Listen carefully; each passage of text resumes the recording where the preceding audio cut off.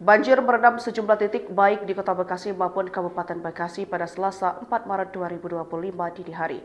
Bahkan air di sejumlah wilayah dilaporkan cukup tinggi hingga 3 meter. Dilansir dari salah satu akun Instagram, banjir mencapai 3 meter di perumahan Pondok Gede Permai, Jati Asih. Selain itu viral penampakan puluhan mobil yang terparkir terendam air hingga menggenang setinggi lantai 1 rumah warga. Arus air yang deras berasal dari luapan Kali Cikeas yang mengalami peningkatan debit secara drastis sejak dari hulu. Banyak warga memilih mengungsi akibat banjir besar ini, seperti terjadi di permukiman Villa Nusa Indah II.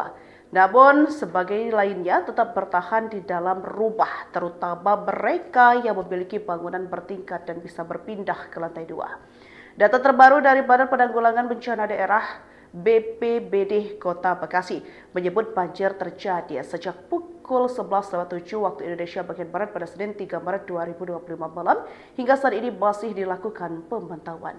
BPBD Kota Bekasi telah melakukan sejumlah upaya dalam penanganan banjir tersebut.